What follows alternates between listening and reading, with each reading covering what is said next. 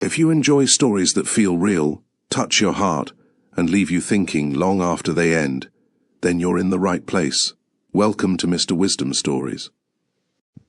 Rosa had never heard her husband speak about their house that way before. Not as their house, not as the place they had bought together, not as the home where they had spent 2.5 years building a life. That night, Raymond looked across the kitchen table and said, "I need you to take your name off the house." Rosa didn't answer. She looked down at the papers between them. Then she looked back at him. "Why?"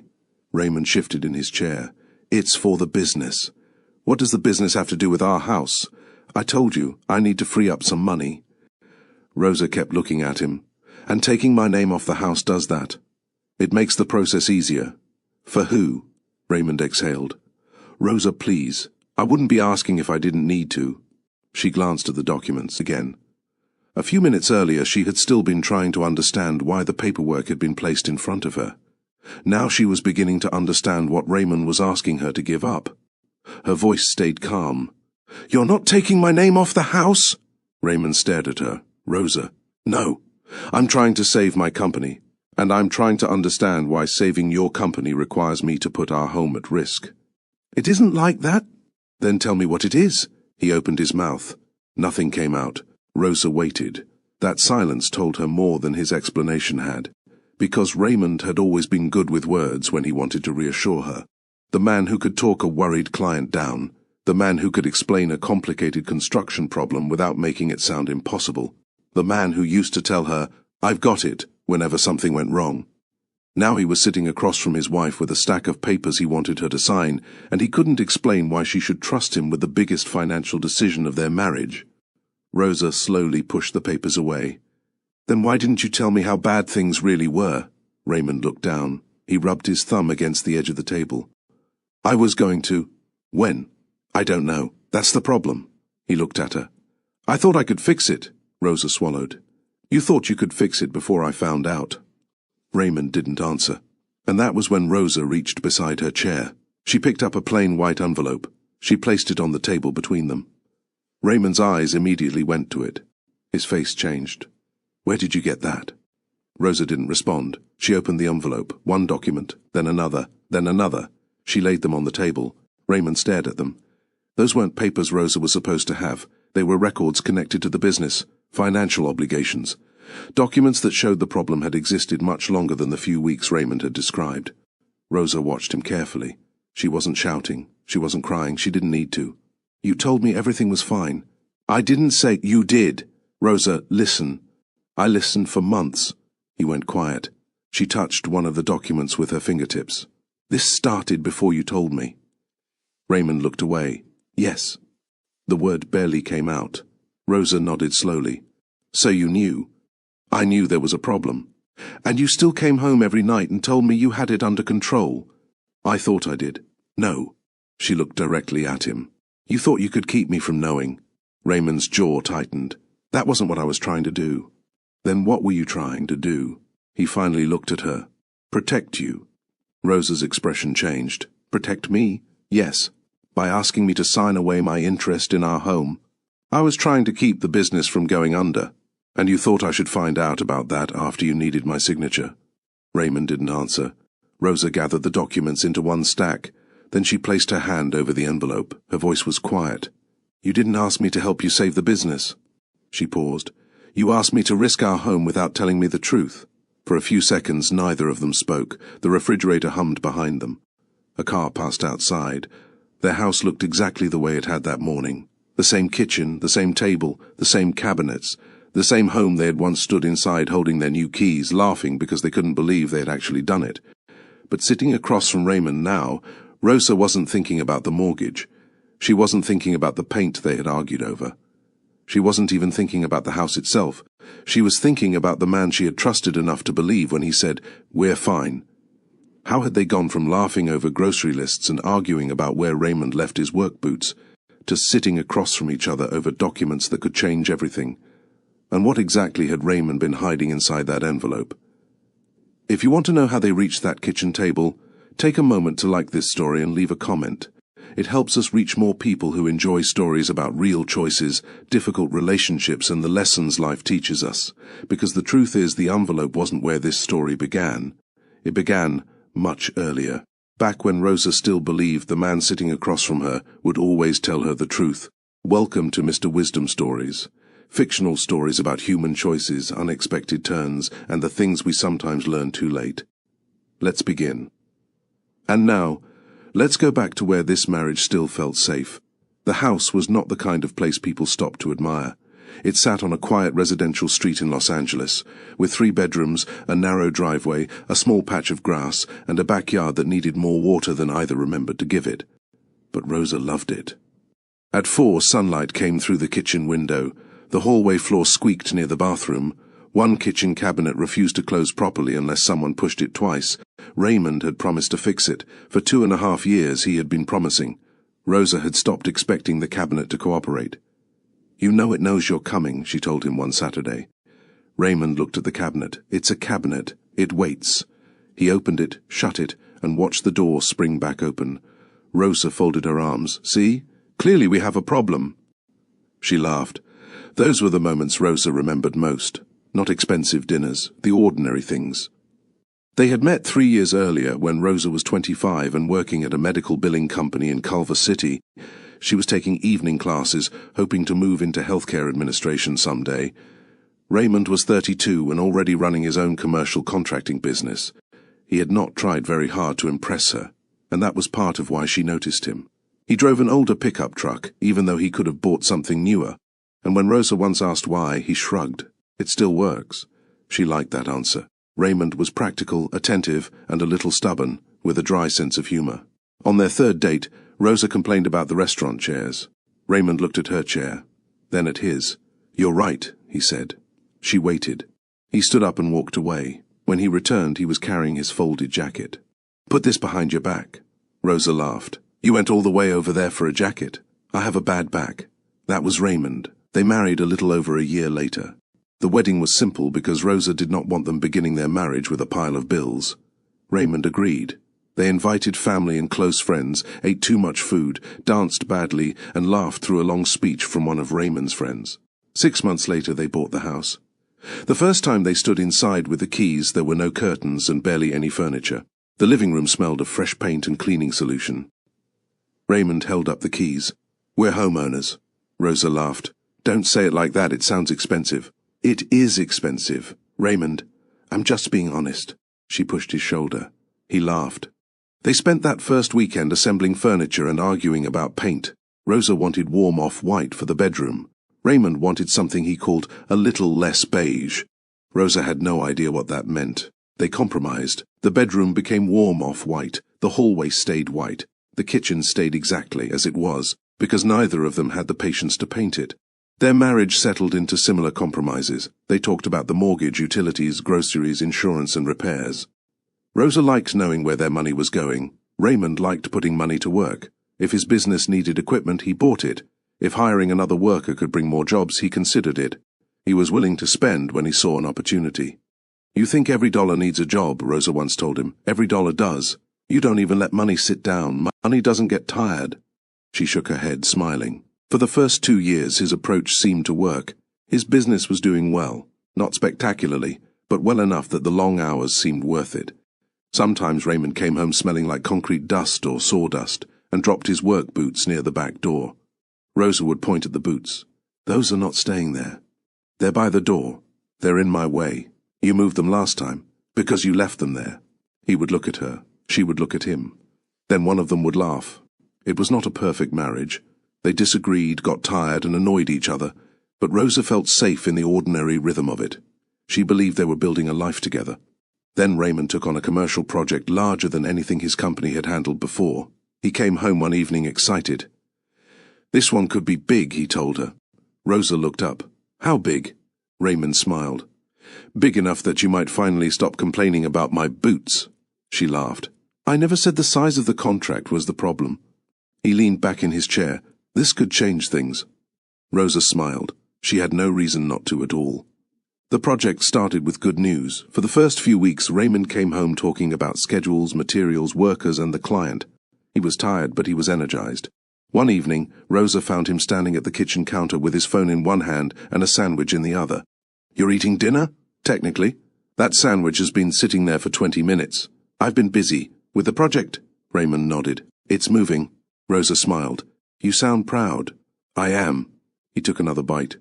"This is the biggest contract we've had." "And you're ready for it?" Raymond gave her a look. "Why do you always ask me that?" "Because I married you. Somebody has to." He laughed. "I'm ready." At first, he seemed to be right. Workers showed up, materials arrived, the project moved forward. Rosa watched him become busier without worrying too much. She knew large jobs came with long days. If anything, she was proud of him. Then a shipment arrived late. Raymond mentioned it casually over dinner. "How late?" "A few days." Rosa nodded. The following week, another problem appeared. One of the subcontractors had made mistakes that forced Raymond's crew to redo part of the work. Rosa learned about it because Raymond came home later than usual. She was washing a plate when he walked through the door. "You're late. I know. Everything okay?" Raymond dropped his keys into the bowl near the door. "Just work. Bad day? Long day." She dried her hands. "Do you want dinner?" "I ate." He smiled. "You sound like my mother." "Your mother isn't here." "Exactly." Rosa smiled despite herself. He kissed her forehead and walked toward the bedroom. She watched him go. Something about his shoulders bothered her. He looked tired in a way she hadn't seen before, but she didn't press him. The client began asking questions about the schedule. Rosa noticed but assumed pressure came with a contract this size. She didn't want to add pressure to him. Then the client started holding back payment. Raymond didn't tell Rosa that part immediately. She noticed something was wrong because his routine changed. He began checking his phone before breakfast. He started leaving earlier. Sometimes he came home after she had already eaten. One night she woke up and found him sitting at the dining table with his laptop open. The house was quiet. Rosa stood in the hallway. "Raymond?" He looked up quickly. "You're awake. What are you doing?" "Nothing." She walked closer. His laptop showed a spreadsheet. Numbers filled the screen. Rosa leaned against the chair. "Is that for the project?" "Yeah." She looked at him. "Is something wrong?" He closed the laptop. "No." "Raymond, we're fine." She didn't answer. He reached for her hand. "It's being handled." There was something about the way he said it that made her pause. Not the words, the certainty. He wanted her to stop asking, so she did. For the next several weeks, Raymond's answers became shorter. "How's work?" "Busy." "Did the client pay?" "They're sorting things out." "Do you need help?" "No." Each answer ended the conversation. Rosa began noticing other things. Bills on the counter that Raymond normally handled were left unopened. He took calls outside. He started carrying his phone from room to room. Once Rosa asked him why. He smiled. "Because it's my phone." She smiled back, but the answer didn't feel like a joke. Another evening, she brought up their household budget. "I want to review our expenses this weekend." Raymond looked up from his plate. "Why?" "Because we should." "We're okay." "I know. I just want to check everything." He shook his head. "I have it under control." Rosa lowered her fork. "I wasn't saying you didn't. I know." But his voice had changed. She let it go. That night, after Raymond went to bed, Rosa stayed in the kitchen for a few extra minutes. She looked at the unpaid envelopes, then at the closed bedroom door. She didn't know what the numbers on Raymond's laptop meant. She didn't know how serious the payment delay was. She only knew that the man who had once told her everything about his work was suddenly deciding what she needed to know. And for the first time, Rosa wondered whether "I'm handling it" meant Raymond had the situation under control, or whether he was simply hoping he would before she found out. Saturday morning started normally. Rosa was in the kitchen making coffee when Raymond walked in wearing an old t-shirt and sweatpants. He opened the refrigerator. "Did we run out of orange juice?" "Yes." He closed the door. "You want me to get some?" "I already put it on the grocery list." Raymond looked at her. "You make grocery lists now?" Rosa smiled. "I've always made grocery lists." "I know." He opened the refrigerator again. Rosa watched him. "You okay?" "Yeah." "You've been distracted." "Work." "The project?" Raymond paused. "Something like that." He poured himself coffee. For a moment neither spoke. Then Raymond said, "I'm going to take care of everything." Rosa looked up. "Everything? The house, bills, business, all of it?" She frowned. "We're married. You don't have to take care of everything." "I know." But he said it without looking at her. That bothered Rosa more than the words themselves. She didn't push, not yet. A week earlier she might have assumed he was simply tired. Now she was beginning to wonder what he wasn't saying. Later that morning, Raymond sat at the kitchen table with several sheets of paper in front of him. Rosa was sorting the mail nearby. She glanced over. "What are those?" "Nothing." She looked at the stack. "That's a lot of nothing." He gave a short laugh. "It's refinancing paperwork." Rosa stopped sorting. "Why are we refinancing? It'll give us some room." "Room for what?" Raymond leaned back. "Business." Her expression changed. "What does the house have to do with the business?" "Nothing bad." "That wasn't my question." Raymond rubbed his forehead. "I need to free up some capital." "How much?" "Rosa, how much?" He gave her a number. She stared at him. "That much? It isn't as bad as it sounds." "How isn't it? The house has equity." Rosa looked at the papers again. "You said the business was fine." "It is." "You just told me you need money from the house." "That doesn't mean the business is failing." "Then what does it mean?" Raymond leaned forward. "There was a delay on a payment." "How long?" "It's complicated." "Raymond, I'm handling it." She sat back. There it was again. The same sentence, the same answer he had given her for weeks, only now it was sitting beside paperwork that involved their home. Rosa reached for one of the documents. Raymond watched her. She read the first page, then the second. Nothing immediately looked unusual, but there were enough unfamiliar terms to make her slow down. "Why does my name need to come off?" Raymond was quiet. Then he said, "It'll make the process easier." "For who? For us?" Rosa looked at him. "If it helps us, why can't you explain exactly how?" "Because it's complicated." "Then explain it slowly." He sighed. "The lender wants a cleaner structure." Rosa glanced down. "Where does it say that?" "It's in there." "Where?" Raymond reached for the papers. "Rosa, you're making this bigger than it is." She pulled them closer. "If it isn't a big deal, why do I have to give something up?" He stopped. Neither spoke. Raymond looked frustrated. Rosa looked at the papers again. She wasn't trying to fight him. She wanted to understand. That was the part he seemed unable to accept. Finally, Raymond pushed a pen toward her. "I need you to trust me." Rosa looked at the pen. "I do trust you." "Then sign it." Her fingers touched the pen. For 1 second she considered doing exactly that. Not because she understood the paperwork, because she understood Raymond, or at least she thought she did. She believed he was trying to keep his business alive. She believed he was under pressure. She believed he would never deliberately put their home in danger. Then her eyes moved to another page. She stopped. "What is this?" Raymond looked over. "That's related to the loan." "Which loan?" "The business loan." Rosa slowly turned toward him. "You told me this was about refinancing the house." "It is." "Then why is this here?" Raymond reached across the table. "Give me that." Rosa pulled the paper back. His reaction was quick. Too quick. She looked at him. "What?" "Nothing. You just tried to take it from me, because you're misunderstanding it. Then explain it." Raymond didn't. Rosa placed the paper beside the others. "I need to read this. We don't have all day. Then we'll finish tomorrow." He stood. "You're overthinking this." Rosa looked up at him. "And you're rushing me." Raymond stared at her. For several seconds neither moved. Then he picked up his keys. "I've got to go." "Okay." He walked toward the door. Rosa expected him to say something else. He didn't. The door closed. That night, they went to bed without their usual conversation. Rosa lay awake, listening to Raymond breathe beside her. She knew his breathing when he was asleep. She knew when he was awake. That night, she wasn't sure which one it was.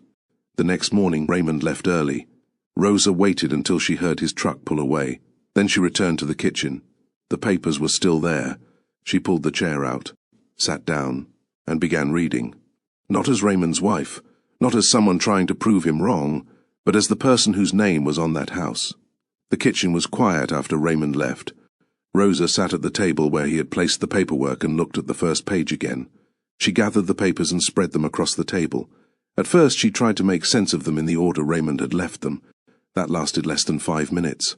There were too many numbers, too many references, and too many documents connected to things she had never heard him mention. So she made 4 piles. House, business, personal, unknown. The first pile was straightforward: mortgage information, property records, documents she recognized because they belonged to the home they had bought together.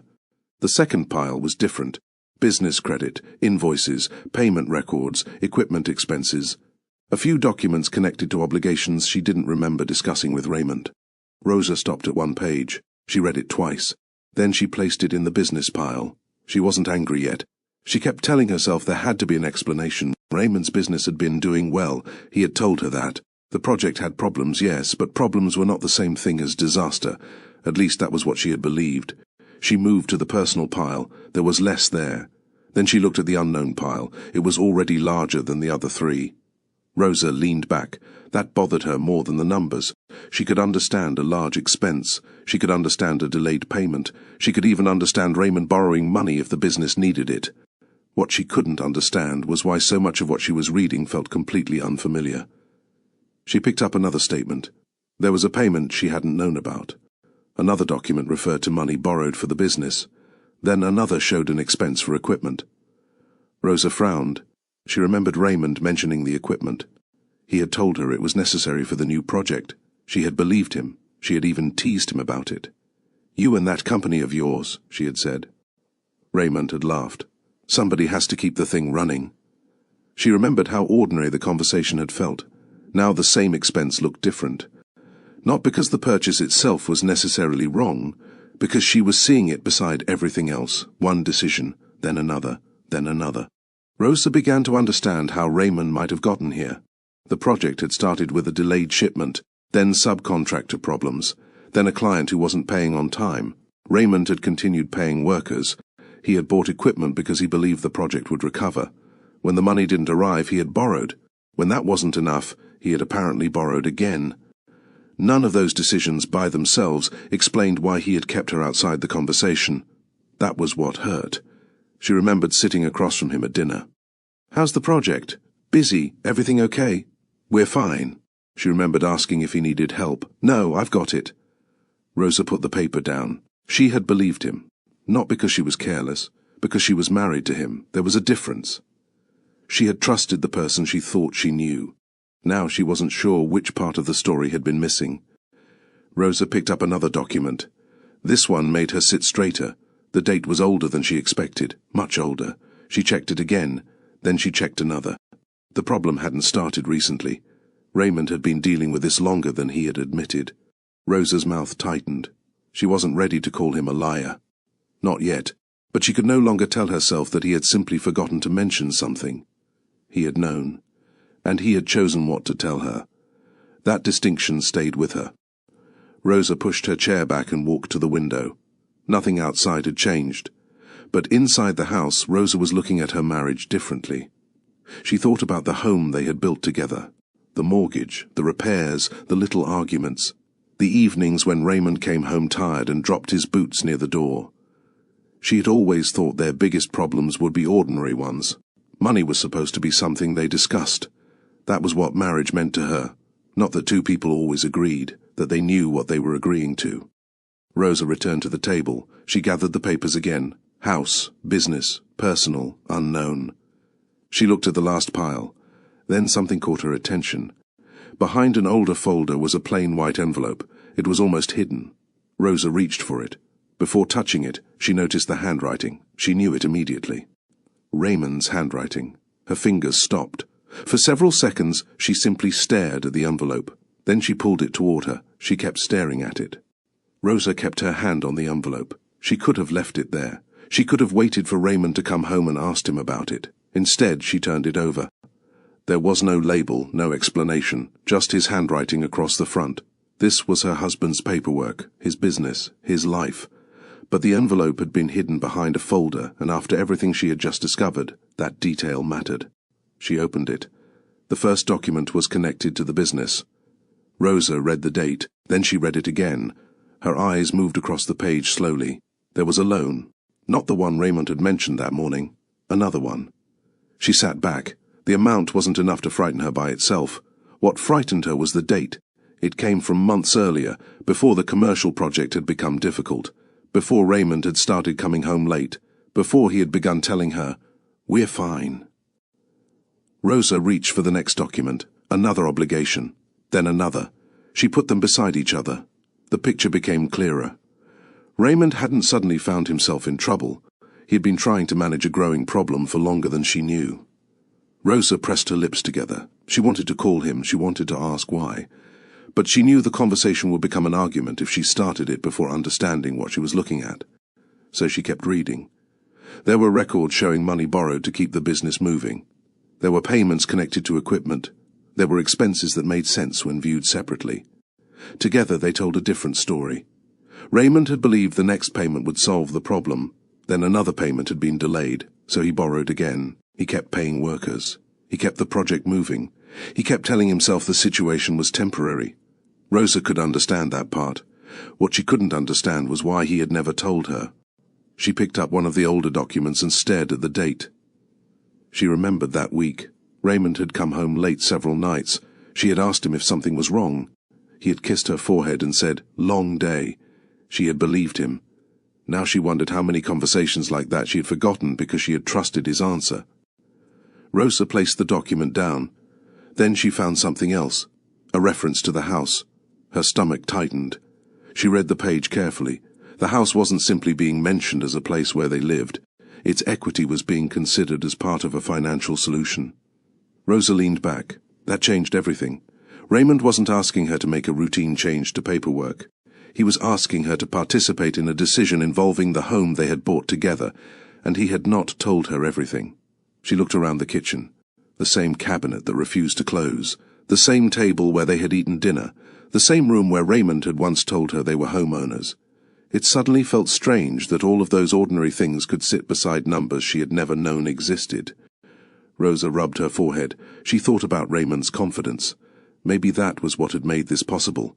He had always sounded certain. When he bought equipment, he knew why.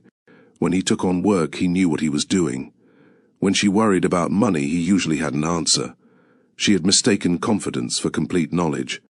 And perhaps Raymond had mistaken his ability to handle problems for a reason to keep her out of them. Rosa looked down at the papers. She wasn't furious. Not yet. She was hurt. Anger would have been easier. Hurt made her question everything. Had he been afraid she would think less of him? Had he believed he could fix the business before she ever knew there was a problem? Had he thought protecting her meant keeping her uninformed? She didn't know, and she wasn't going to guess. Rosa gathered the documents into one stack. She placed them carefully inside the envelope. Then she closed it. She didn't destroy anything. She didn't hide anything from him. She simply put the envelope beside her on the table. She would wait. For the first time since this started, she wasn't going to chase Raymond for an explanation. He was going to have to give one. Rosa looked at the clock. It was still hours before he normally came home. She made coffee and sat back down. The envelope remained beside her. When the front door opened that evening, Raymond called her name. "Rosa?" She didn't answer. He walked toward the kitchen. Then he saw the envelope. He stopped. His eyes went straight to it. And for the first time that day, Rosa didn't need to ask whether he knew what was inside. Raymond stayed near the kitchen entrance. Rosa sat at the table. Neither of them reached for the envelope. Finally, Raymond asked, "You went through those?" Rosa looked at him. "I was trying to understand what you wanted me to sign." He nodded once. "Rosa, I can explain. I hope you can." He pulled out the chair across from her and sat down. For a moment he said nothing. Then he looked at the envelope. The project went bad. Rosa waited. The client delayed a payment. Then the schedule got pushed back. We had people to pay, materials coming in, equipment we needed. I thought we'd get through it. When? At first, a couple of weeks.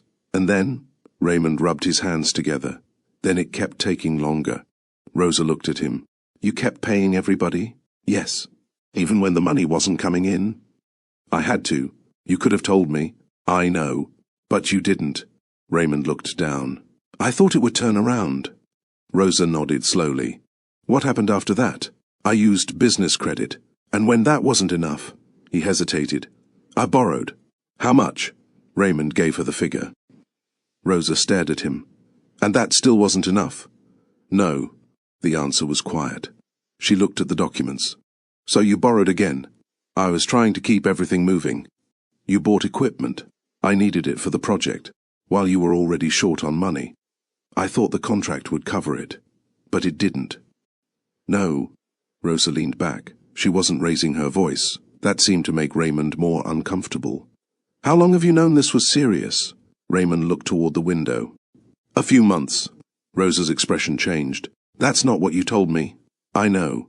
You told me things were being handled." "They were." No, Raymond. She touched the envelope. They weren't. He swallowed. I was trying to fix it. You were trying to fix it without me. I didn't want you worrying. Rosa stared at him. You didn't want me knowing. Raymond shook his head. That's not fair. Then tell me what part isn't true. He opened his mouth. Nothing came. Rosa waited. The silence stretched between them.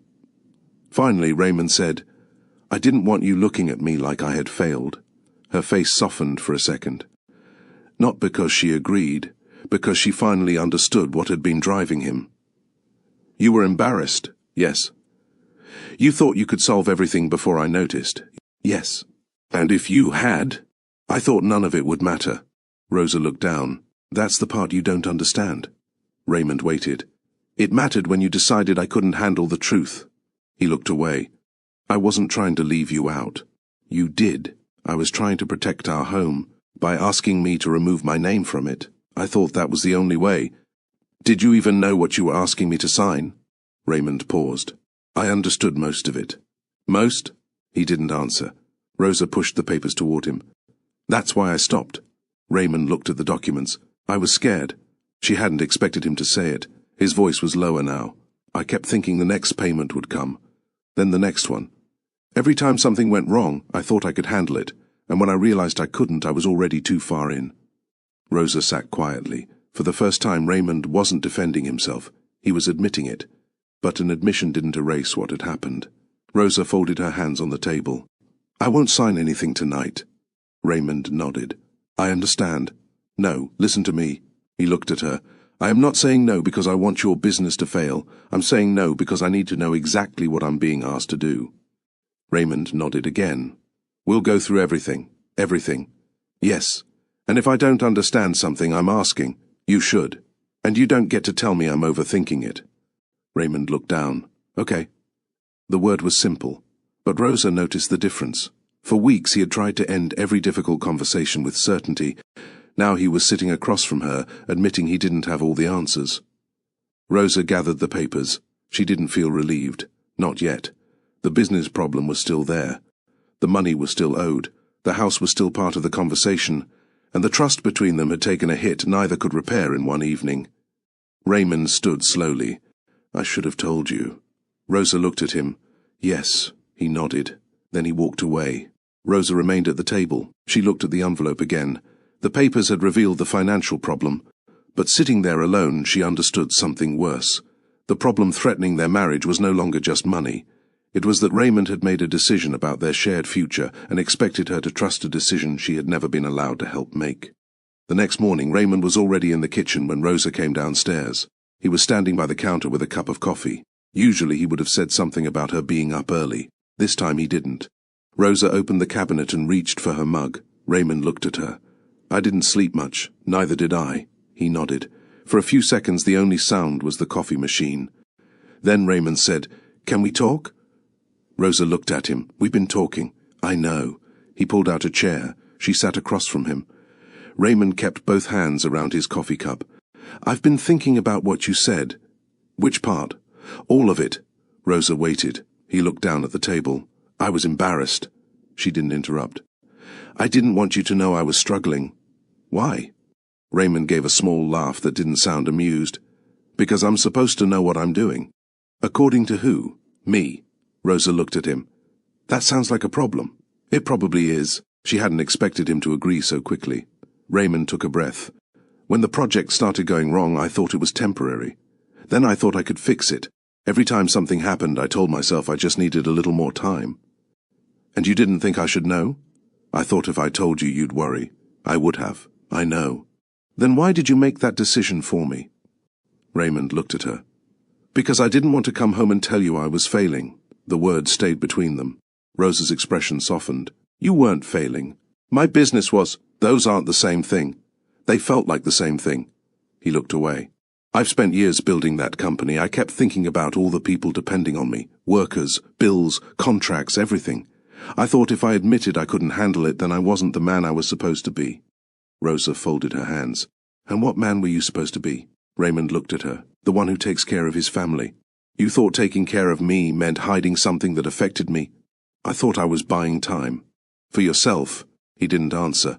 Rosa looked down. That hurts, I know. No, Raymond, I don't think you do. He waited. I could have handled the truth.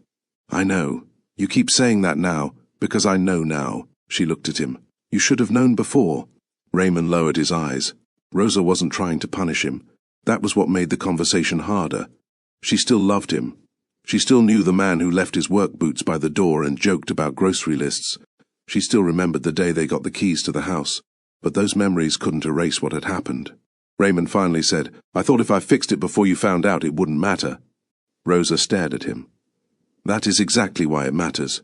He looked confused. If you had told me when it started, we could have dealt with it together. I thought you'd be scared. Maybe. You might have told me to stop taking certain jobs. Maybe. You might have thought I was making bad decisions. I might have. Raymond nodded. And that's what I was afraid of. Rosa leaned back.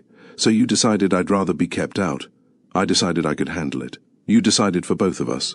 Raymond looked down. She took a breath. I don't need you to be perfect. I know. No, I mean it. I don't need you to come home every day knowing exactly what to do.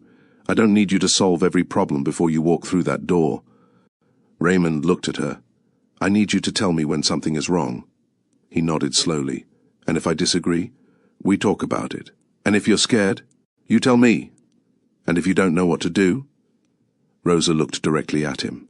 Then you say you don't know. Raymond gave a small nod. That sounds simple. It isn't. He almost smiled. No. Rosa looked toward the kitchen. The cabinet door was still slightly open. She pointed at it. You've been saying you'd fix that for 2 years. Raymond glanced over. I'll fix it. She raised an eyebrow. You see, that's exactly what I'm talking about. He laughed quietly. For the first time that morning, the tension loosened. Only for a moment. Then Rosa looked back at him. I also have to admit something. Raymond waited.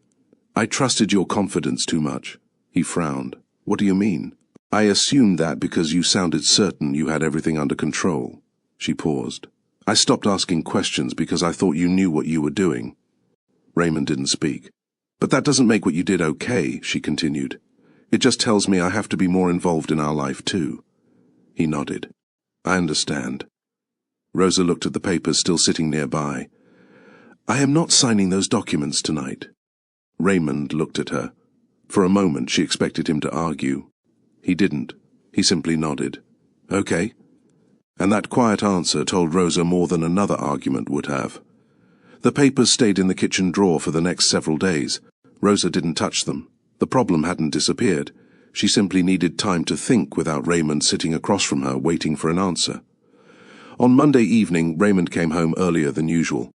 I spoke with someone about the paperwork, he said. Rosa looked up from the kitchen counter. Someone who? An attorney who handles property matters, and I also talked to someone about the business. Rosa nodded. Good. Raymond put his keys down. I think we should get independent advice before either of us signs anything. That was already my plan. I know. He paused. I should have suggested it first. Rosa didn't answer. That was one change she noticed. Raymond was no longer trying to move the conversation toward a quick decision. The following days were uncomfortable in a quieter way. They began going through their finances together. Not because they suddenly enjoyed talking about money. They didn't. Rosa spread the household bills across the table. Raymond brought the business records. They worked through them. What is this? Equipment. When did you buy it? 3 months ago. And you didn't tell me? I know. Rosa looked at him. He stopped. Sorry. She continued. The conversations were awkward but honest. That mattered. One evening, Rosa noticed Raymond had separated several documents into another pile. What are those? Things I need to deal with. Together? He hesitated. Yes, she nodded. They kept going. There were arguments. One started over a payment Raymond wanted to make. Rosa looked at the number. Why are you paying this now? Because I need to keep the account current. And what happens to the other bill? I'll handle that next. You said that last time. Raymond's face tightened. I said I would handle it. And I'm asking how. You don't have to question every decision I make. The room went quiet. Rosa put the paper down. That's exactly what got us here. Raymond stood. I knew you were going to say that. Because it's true. I said I was sorry. I know. Then what else do you want? Rosa looked at him. I want to be included before the decision is made. Raymond stared at her. Then he walked outside. Rosa stayed at the table. She hated that. But she wasn't going to chase him just to make the evening comfortable again. An hour later, Raymond came back inside. He stood near the kitchen. I was defensive. Rosa looked at him. Yes, I shouldn't have said that. No. He pulled out the chair. Show me the numbers again. She moved the paper toward him. They started over. That became their new rhythm. Not perfect conversations, better ones. There were dinners where they barely spoke. There were mornings when one of them left for work without the usual kiss goodbye. There were drives where the radio played because neither knew what to say. At night, they sometimes lay in the same bed facing opposite directions. Rosa could feel the distance without either person moving. But they talked. They also sought independent advice about the property and the financial obligations. The details were explained carefully, and Rosa asked questions whenever something wasn't clear. Raymond didn't rush her. Once she asked a question twice because she still didn't understand. Raymond looked at her. Ask it again. She did. He listened. That moment stayed with her. The old Raymond would have said, "It's fine." The new Raymond was learning to say, "Let's make sure we both understand." Rosa was learning too. She stopped assuming that asking questions meant she was accusing him. She started asking sooner. Raymond started answering sooner. Neither change happened overnight. One Friday evening, Rosa was putting groceries away when Raymond walked into the kitchen. "I need to tell you something." She turned. "What?" "The business is going to be tighter for a while." "How tight?" He gave her the details. Rosa listened. Then she asked what he planned to do. They talked for nearly half an hour. No shouting, no defensiveness, just two people trying to understand a problem before it became another surprise. When they finished, Raymond said, "Thank you." "For what?" "For not treating me like I can't make a mistake." Rosa looked at him. "I don't think you can't make mistakes." He smiled faintly. "I know. I just don't want to be the last person to know about them." He nodded. That sentence stayed with him. But trust was not rebuilt in one conversation. It was tested again. One evening, after another difficult discussion about money, Raymond looked across the table at Rosa. "You don't trust me anymore." Rosa went still. She had known the question was coming eventually. She looked at him for a long moment. Then she answered, "Always." Rosa looked at Raymond across the kitchen table. "I trust you enough to ask questions."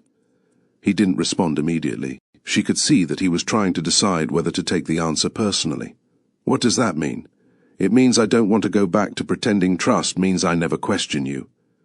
Raymond looked down. "I don't want that either." "Then we agree." He gave a small nod. Rosa continued, "I trust you enough to tell me when something is wrong." Raymond looked at her. "And if I don't know how to fix it, you tell me that too." He leaned back. "I've never been good at that." "I know." He smiled slightly. "You're enjoying this." "Not even a little." That got a quiet laugh out of him. The moment passed. Then Rosa reached for the notebook between them. "Let's look at the numbers." Raymond pulled his chair closer. They started again. This time, neither of them treated the conversation as a test of who understood money better. They were simply trying to understand what their situation actually was. Raymond explained which expenses had to be reduced. Rosa asked which payments could wait. He answered. She questioned one of his assumptions. He disagreed. They talked through it. Neither person walked away. That became important, because their marriage was not suddenly easier. Raymond still had a business to keep alive. Rosa still had her own work and responsibilities. There were mornings when he left before she woke up. There were evenings when she came home tired and found him at the table with his laptop. But now the laptop wasn't automatically closed when she walked into the room. One evening, Raymond turned it toward her. "I got an update from the client." Rosa sat down. "Good or bad?" "Not good." She looked at him. "What happened?" "They're delaying another payment." Rosa took a breath.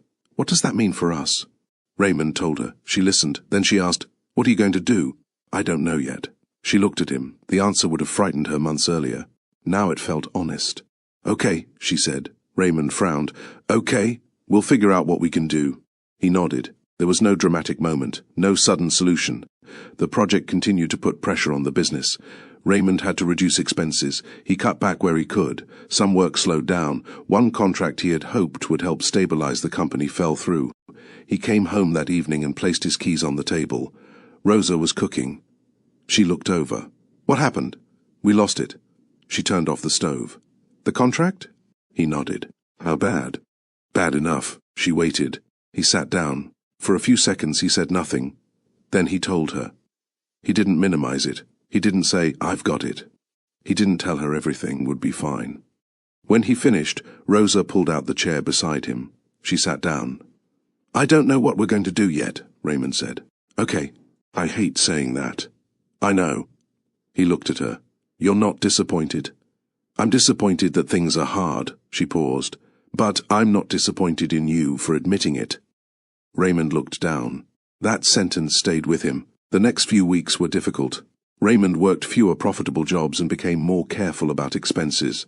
There was no sudden business turnaround. No unexpected check appeared. No one arrived to solve the problem for him. He had to live with the consequences of decisions he had made. Rosa didn't take over his company. She didn't pretend she knew how to run it. She simply stayed informed. And Raymond kept her informed. That distinction changed their marriage more than either expected. One night, Rosa was reviewing their household budget when Raymond walked into the kitchen. You still doing that? Yes. You've been looking at those numbers for an hour. I know. He pulled out the chair. What are you finding? 3 expenses we don't need right now. Raymond looked at the list. I agree with 2. Rosa smiled. Of course you do. He pointed at the 3rd. We're keeping that one. Why? Because I need coffee. She stared at him. You don't need that much coffee. I absolutely do. Rosa laughed. For the first time in months, the laughter came easily. Then Raymond looked at her.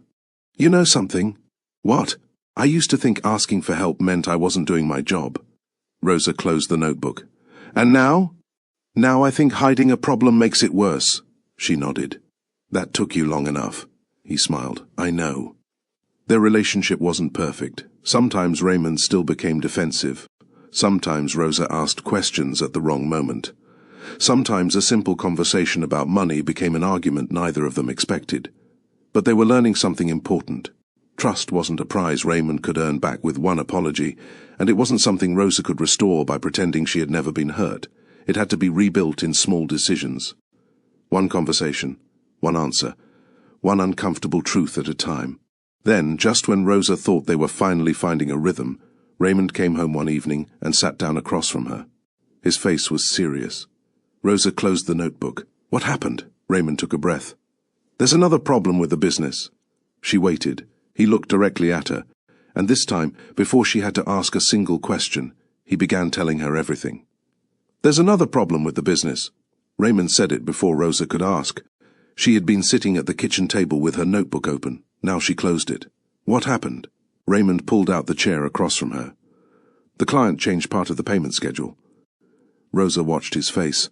How much does that affect us? He told her. She took a slow breath. And what does that mean? I don't know yet. Rosa noticed those 4 words. Months earlier, Raymond would have said, I've got it. He would have told her it was temporary. He would have walked away with the problem still inside his own head. This time, he stayed. I've looked at a few options, he continued. I don't want to make a decision before we talk about it. Rosa nodded. Okay. He looked relieved. She noticed that too. They went through the numbers together. Rosa asked what could be delayed. Raymond explained what couldn't. She asked whether the business could absorb the change without touching their household money. He shook his head. Not completely. What would you need? He gave her the figure. Rosa wrote it down. Neither of them liked the number. But there was something different about seeing it together. It wasn't Raymond's secret anymore. It was a problem sitting on the table where both of them could look at it. Rosa tapped the notebook. What happens if the payment is delayed again? I'd have to reduce some expenses. Which ones? I've already started working on that. She looked up. You already made a list? Yeah. When? On the drive home. Rosa smiled faintly. You made a budget while driving? No, I stopped at a light. She laughed. That's slightly better. Raymond smiled. For a few seconds the conversation felt almost normal. Then Rosa looked back at the numbers. Are you scared? Raymond hesitated. Yes. The answer surprised her, not because she thought he couldn't be afraid, because he said it. She nodded. Thank you for telling me. He looked down. I still hate this. I know. I hate that you have to worry about it. You're my husband. If you're worried, I'm going to worry. Raymond gave a small smile. That's not very comforting. It wasn't supposed to be. He laughed. The tension eased again. They spent another hour working through the budget. They did not find an easy solution. They found places to cut. They found expenses they could postpone. They made a plan for the next few weeks. It wasn't perfect, but it was honest. That mattered more to Rosa than Raymond realized. Over the following weeks, the business remained unstable. Raymond worked harder. Some days were good. Some weren't. The difference was that Rosa no longer had to guess which kind of day he had experienced. If something went wrong, he told her. If something improved, he told her. If he didn't know what would happen next, he said so. And Rosa changed too. She stopped treating every financial conversation like evidence that something else had gone wrong. Sometimes Raymond would come home and say, "I need to show you something." She would pull out a chair. Sometimes it was bad news. Sometimes it was simply another bill. Sometimes it was a decision he wanted her opinion on. Their conversations became ordinary again. Not easy. Ordinary. One evening, Rosa was sorting papers when Raymond walked into the kitchen. "You still keeping everything?" She looked at the stack. "Apparently." He picked up one receipt. "What is this?" "Your coffee. My coffee. You spent $9 at that place." Raymond looked offended. "It was a large." "It better have been." He laughed. Those small moments returned slowly, the jokes, the arguments, the familiar annoyance, the comfort. But Rosa kept one thing separate from the rest, the plain white envelope. She had placed it in an organized financial file, away from the household bills. She didn't look at it every day. She didn't need to. She knew it was there. One afternoon, while putting papers away, Rosa's fingers touched the edge of it. She stopped. For a moment, she remembered that first night at the kitchen table, Raymond asking her to sign, her asking questions, the silence that followed. She closed the file. She didn't keep the envelope because she expected Raymond to fail again. She kept it because she remembered how close they had come to making a decision without telling each other the truth. The envelope wasn't a threat. It was a reminder. And Rosa had learned that sometimes remembering is part of learning how to trust again. The house looked the same. That was the strange part. Nothing about it had changed because of what had happened. The crack in the living room ceiling was still there. The kitchen cabinet still refused to close properly. The third floorboard near the bathroom still squeaked when someone stepped on it, and the backyard still looked better after rain than it did when either of them remembered to water it. Rosa noticed those things one Sunday morning while standing at the kitchen window. Raymond was outside trying to fix something near the patio. She watched him for a moment. Then she opened the back door. "You know you're making it worse." Raymond looked over his shoulder. "I haven't even touched it yet." "Exactly," he laughed. "You came outside just to criticize me?" "I came outside to protect the house." "From me?" "Obviously." He shook his head. For a moment, Rosa smiled. It was an ordinary exchange, and she had begun to appreciate ordinary things differently. There had been a time when she thought a home was mainly about what two people could afford. Now she understood that it was also about what they remembered. The first weekend they had spent there, the furniture they assembled badly, the paint they had argued over, the takeout they ate on the patio because neither wanted to cook. The evenings when Raymond came home tired and Rosa complained about his boots. The house had held all of it. The good parts, the frustrating parts, and now one of the hardest periods of their marriage. Rosa walked toward Raymond. "What are you fixing?" "Nothing important." She gave him a look. "That's what you said about the cabinet." "I fixed the cabinet. It still doesn't close." "That's because you keep opening it." She laughed. "You're impossible. Yet somehow you're still here."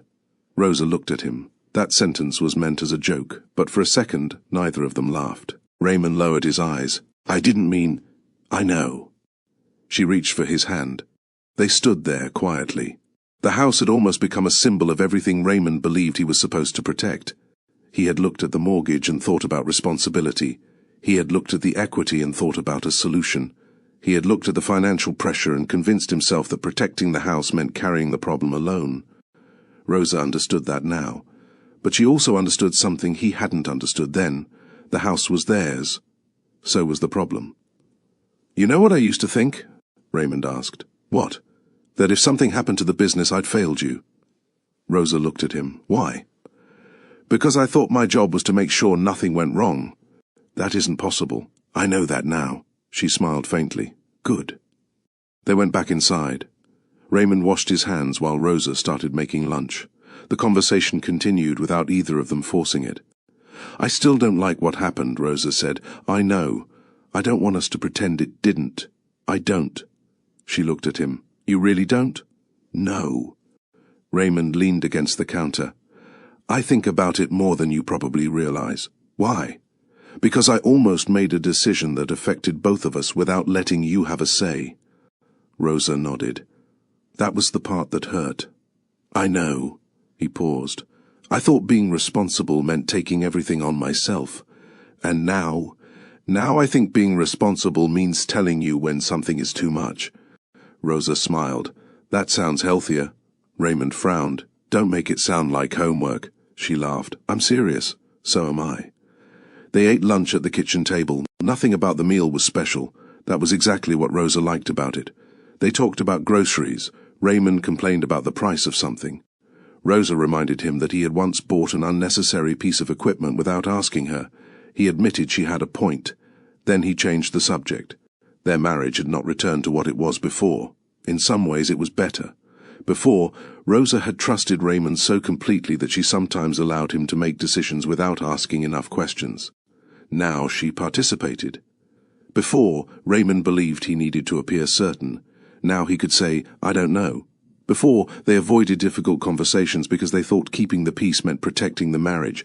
Now they understood that avoiding the conversation could create a much bigger problem later. The business was still recovering, there were still bills, there were still months when Raymond had to watch every expense carefully. Nothing had magically become easy. But they were no longer pretending. That mattered. Later that afternoon, Rosa sat on the patio while Raymond worked nearby.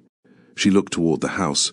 It wasn't large, it wasn't impressive, but it was theirs, not because one name was printed on a document, because two people had lived there, argued there, laughed there, and made decisions there.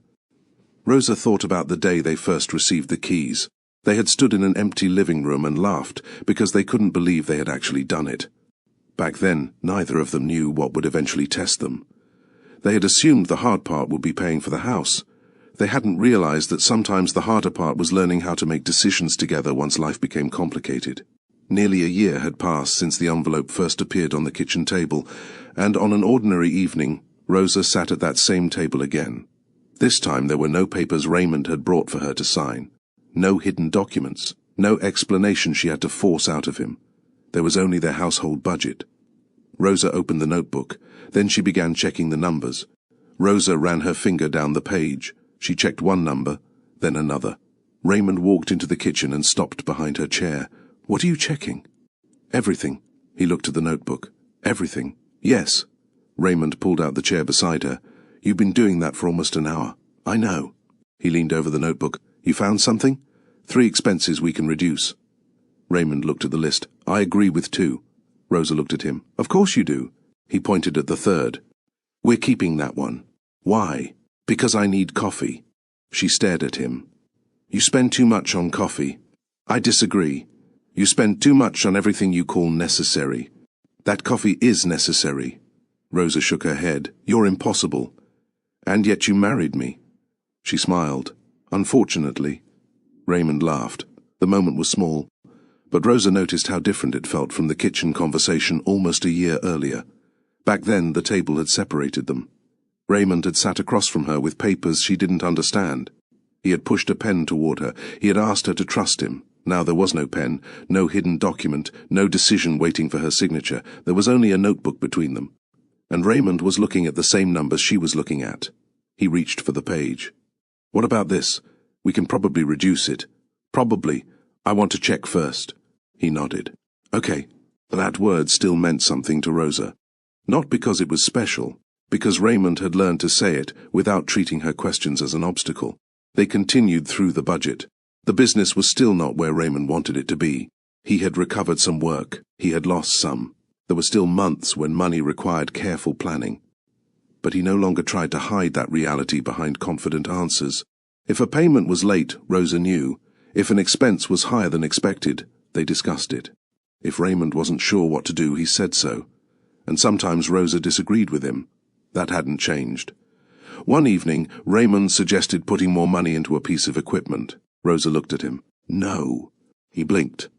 You didn't even think about it. I did. You thought about it for 3 seconds. That's enough. He laughed. Why not? Because you haven't shown me that we need it. Raymond leaned back. I can explain. I know you can. She smiled. Explain. He did. She listened. Then she asked another question. Raymond answered. They went back and forth for nearly 20 minutes. At the end, Raymond nodded. Okay, you agree? Not completely. Rosa raised an eyebrow. But I understand why you're saying no. She closed the notebook. That works for me. They didn't need to agree on everything. They needed to know why they disagreed. That had become one of the quiet changes in their marriage. Rosa looked around the kitchen. The cabinet was still crooked. The crack in the ceiling still needed attention. The hallway floorboard still squeaked. Nothing about the house had become perfect. Neither had they. But the house felt different to her now. Not because anything about it had changed, because the people living inside it had. Raymond looked at her. You know what I keep thinking about? What? That envelope. Rosa became quiet. I know. I hate that I ever put you in that position. You can't change it. I know. He looked down at the notebook. But I can make sure I don't do it again. Rosa nodded. That matters more. Raymond was quiet for a moment. Then he asked, Do you still trust me? Rosa looked at him. She knew what he meant. This time, there was no accusation behind the question. He wasn't asking her to prove her loyalty. He was asking because he genuinely wanted to know. Rosa smiled. Yes. Raymond's shoulders relaxed. Then she added, But that doesn't mean I'm going to stop asking questions. He laughed. I figured. She pointed at the notebook. Good. They sat together for another few minutes. The evening light moved across the kitchen floor. Rosa thought about how much had changed without the house itself changing at all. The same walls, the same table, the same cabinet, the same two people. But almost a year earlier, Raymond had believed protecting their home meant making a decision alone. Now he understood that protecting it meant letting Rosa stand beside him when things became difficult. And Rosa understood something too. Being a supportive wife did not mean agreeing with every decision Raymond made. It meant being honest enough to question him when something affected both of them. They weren't perfect. The business still had work to do. Their finances still required attention. There would be disagreements again. Probably sooner than either of them wanted, but neither of them needed to pretend otherwise. Raymond closed the notebook. We should eat. Rosa looked at the clock. You're just realizing that? I've been focused. You've been arguing about coffee for 20 minutes. Important work. She laughed. They stood together. Raymond reached for the cabinet. The door opened. He pushed it closed. It popped back open. Rosa looked at him. He looked at the cabinet. Then at her. I'm fixing it tomorrow. You've said that before. I mean it this time. She smiled. I'll believe it when the cabinet stays closed. Raymond shook his head. They walked toward the dining room. Behind them the cabinet opened again. Neither turned around. The house was still imperfect. Their marriage was too, but there was no longer a secret sitting between them. And that was the difference. The house had never been what needed saving. Their way of facing the truth was. By the time Rosa realized how much had changed, she could no longer remember the last time she'd been afraid to ask Raymond a question. That surprised her. For months, questions had felt dangerous. Not because Raymond had threatened her, but because every unanswered question seemed to open another door she wasn't ready to walk through. Now it was different. One Saturday morning, Raymond stood in the kitchen reading a bill while Rosa made breakfast. This one went up again, he said. Rosa glanced over. How much? He told her. She frowned. That's ridiculous. I know. What are you going to do? Call them Monday. Good. Raymond folded the bill. I might also look at replacing that service. Rosa turned toward him. With what? He named the alternative. She shook her head. No. Raymond looked at her. You didn't even hear the whole thing. I heard enough. He laughed. You're getting quick. You trained me. He smiled, but then his expression became thoughtful. You know, a year ago, I would have just done it. I know. I wouldn't even have told you. I know. He looked down at the bill. I don't like thinking about that. Rosa turned off the stove. Neither do I. There was no bitterness in her voice. That mattered. She had spent enough time replaying the past to understand that refusing to sign those papers had not been an attempt to control Raymond. She had not been trying to prove that she was stronger.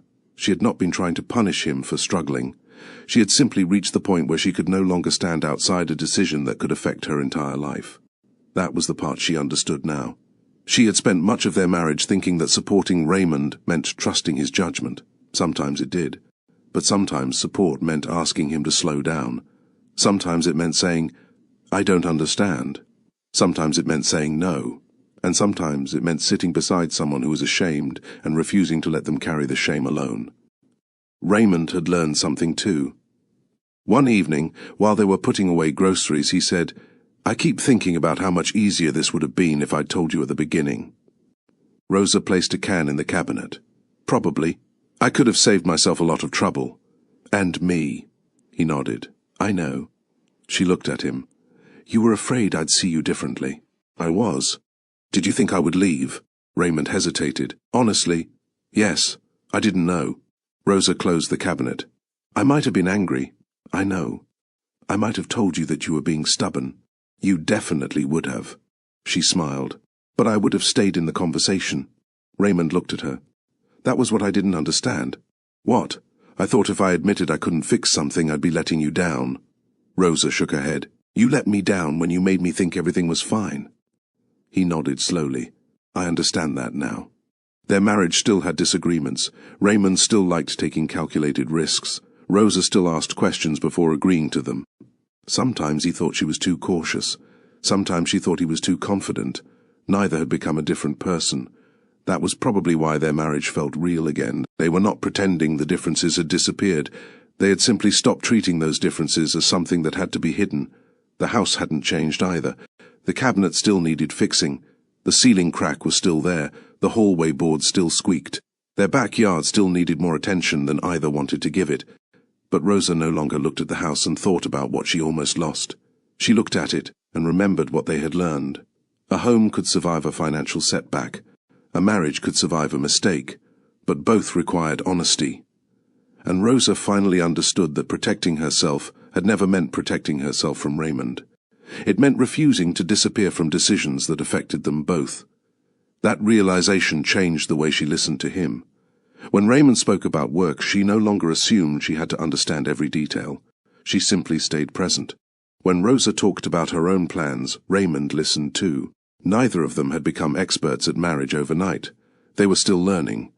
But now, when something difficult entered the room, neither person quietly carried it to another room. They brought it to the table. And that was enough to make the house feel safer than it had before. Not because nothing could go wrong, because if something did, they would face it together. That was a smaller promise than perfection, but it was one they could actually keep together, every day. The financial file sat on the top shelf of the hallway closet. Rosa kept it there because it was easier to find when she needed it. Inside were mortgage papers, insurance records, household statements, and documents they had accumulated over the years. The white envelope was there too. She hadn't opened it in months. There was no reason to. She already knew what it contained. One evening, Rosa was sorting through the file when Raymond walked past the hallway. He stopped. "You still have that?" Rosa looked up. "The file?" He pointed toward the envelope. "That." She looked at it. "Yes." Raymond stood there for a moment. "Why?" Rosa put the papers down. "Because it's important." His eyebrows lifted. "Important?" "Yes." He leaned against the doorframe. "I hate looking at that thing." Rosa smiled faintly. "I don't." Raymond looked at her. "Seriously? Seriously? Why?" Rosa held the envelope in both hands. "Because that's when everything finally became honest." Raymond was quiet. She continued. "Before that we were both pretending something. I was pretending everything was fine. And I was pretending I didn't need to ask questions." He nodded. Rosa placed the envelope back inside the file. "I don't want to forget that." Raymond looked at the shelf. "I wish I could." "I know." He smiled slightly. "That's probably why we're different. Probably." He walked into the hallway. "I still feel ashamed about it." Rosa turned toward him. "You don't have to keep punishing yourself." "I'm not. You are a little." He thought about that. "Maybe." Rosa closed the file. "You made a bad decision." "I made several." She smiled. "Okay, several." Raymond laughed. Then his expression became serious again. "I should have told you. Yes. I should have asked for help. Yes. I should have stopped before it got that far." Rosa nodded.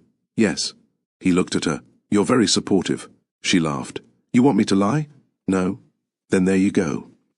They walked into the kitchen together. Raymond opened the refrigerator. Are we out of milk? Yes. When? This morning. And you didn't tell me? You weren't home. I was home last night. You were asleep. Raymond closed the refrigerator. Fair, Rosa smiled. It was such a small conversation that neither would have remembered it a week later. But those small conversations were part of what had changed. They no longer needed every disagreement to become a statement about their marriage. They could disagree about milk. They could disagree about business expenses. They could disagree about how much money should be saved, and then they could eat dinner. That had not always been possible. Raymond sat at the kitchen table. Rosa joined him. After a few seconds he said, You know what the worst part was? Rosa looked at him. I thought I was protecting you. She waited. I wasn't. No. I was protecting myself from feeling embarrassed. Rosa nodded. I think that's the truth. Raymond looked at his hands. I didn't want you to see me as someone who couldn't handle his own business. I never needed you to handle everything. I know. You just needed to tell me what was happening. He nodded. They sat quietly. There was no need to fill the silence. The house was quiet around them. The refrigerator hummed. A car moved along the street outside. Rosa looked toward the hallway. The envelope isn't a reminder that you failed. Raymond looked at her. What is it a reminder of? That we almost let pride make a decision for both of us. He nodded slowly. I can live with that. You should. He smiled. Rosa reached for his hand. Raymond squeezed it. Neither of them said anything for a while. Then Raymond looked around the kitchen, the same room where the hardest conversation of their marriage had happened. The same table, the same chairs, the same cabinet that still refused to close properly. He looked at Rosa. Do you still think we made the right decision buying this house? She didn't answer immediately. She looked around. Then she looked back at him, and the question carried much more weight than he probably intended.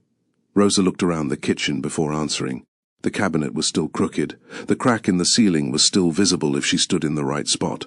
The hallway floorboard still made that familiar sound whenever someone stepped on it. Outside, the backyard needed attention again. Nothing about the house looked different from the day they had first walked through it, but Rosa was different. Yes, she said. Raymond watched her. Yes, what? I still think we made the right decision buying this house. His shoulders relaxed. But not for the reason I used to think. Raymond waited. Rosa looked toward the hallway. When we first bought it, I thought the important part was that we could afford it. That was important. It was, she smiled. But I thought if we kept making the right financial decisions, we'd be fine. Raymond nodded. I thought that too. Rosa looked back at him. We were both wrong. He smiled. That's comforting. She laughed. The house was never going to guarantee that nothing would happen.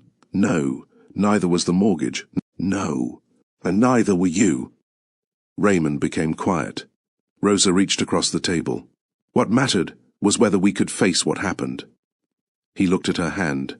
Then he took it. I almost ruined that. You almost did. He nodded. I know. She squeezed his hand. But you didn't. Raymond looked at her. I didn't? No. Rosa paused. You made a mistake. Then you told me the truth. Then you changed how you handled things. He nodded slowly. That doesn't erase the mistake. No. But it matters. Yes. They sat quietly. The kitchen was the same room where Raymond had once pushed a pen toward Rosa. The same table where she had refused to sign. The same place where the envelope had been opened. But now there was nothing hidden between them. Raymond looked toward the hallway. Do you ever think about what would have happened if you'd signed? Rosa thought about it. Sometimes. What do you think? I think I would have regretted it. He nodded. I think I would have too. Rosa looked at him. That's why I stopped. I know. You were asking me to trust you, yes. But you were asking me to trust information I didn't have. Raymond nodded. That wasn't fair. No. He looked down. I understand that now. Rosa smiled. That took some work. A lot of work. She laughed softly. They remained there for another minute. Then Raymond said, I don't want you to ever feel like you have to choose between supporting me and protecting yourself. Rosa looked at him. I don't. Good. I can do both. He smiled. You're getting better at this. At what? Being my wife. Rosa raised an eyebrow. Careful. He laughed. I meant it as a compliment. I know. She stood and began gathering the papers. Raymond helped. They organized the household bills together, the mortgage, insurance, utilities, business expenses. Nothing had disappeared. The numbers were still real. The business still had consequences from the decisions Raymond had made. There were still months when they had to be careful. But now there was no secret account of reality that one spouse knew and the other didn't. Raymond knew that if he became overwhelmed he could say so. Rosa knew that if something didn't make sense she could ask. That was their new normal. Not perfection, participation.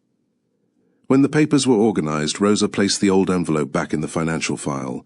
Raymond watched her. "You're keeping it?" "Yes," he smiled. "I figured." She closed the file. "It's part of our story." Raymond nodded. "I can live with that." Rosa returned the file to the shelf. Then she walked back to the kitchen. Raymond was standing by the cabinet. He opened it. The door swung back open. He sighed. "I really am going to fix that." Rosa smiled. "You've been saying that for 2.5 years, I know, and yet, I'll fix it." She shook her head. "Okay." He looked at her. "You don't believe me." "I believe you'll try." Raymond laughed. "That might be the nicest thing you've said all day." She smiled. They walked toward the living room together. The house wasn't impressive by Los Angeles standards. It wasn't perfect. Their financial situation wasn't perfect either. Their marriage wasn't perfect. But Rosa no longer needed perfection to feel safe. She needed honesty. Raymond no longer needed to appear as though he had every answer. He needed to be willing to say when he didn't. And Rosa no longer believed that asking questions made her less supportive. It made her a partner. That was what the envelope had eventually come to mean. Not the papers inside it, not the money, not the house. The moment they finally understood that marriage could not be built on one person carrying everything while the other trusted from a distance. It had to be shared. Financial pressure can test a marriage. Shame can make someone hide a problem longer than they should. And trust does not mean surrendering your judgment. Sometimes loving someone means asking a question they don't want to answer. Sometimes supporting your spouse means saying, "I don't understand this, let's slow down." And sometimes admitting that you're struggling is not weakness. It is the first honest step towards solving the problem. Rosa and Raymond didn't save their marriage by avoiding difficult conversations. They saved it by finally having them. So, if you were Rosa, would you have signed the papers because you trusted your spouse? Or would you have stopped everything and asked questions first? Tell me what you would have done in the comments. And if this story touched you, take a moment to like it, share it with someone who might need to hear it, and subscribe to Mr. Wisdom Stories for more stories about human choices, unexpected turns, and the things we sometimes learn too late. Because sometimes protecting what you built together begins with having the courage to ask what you were never told.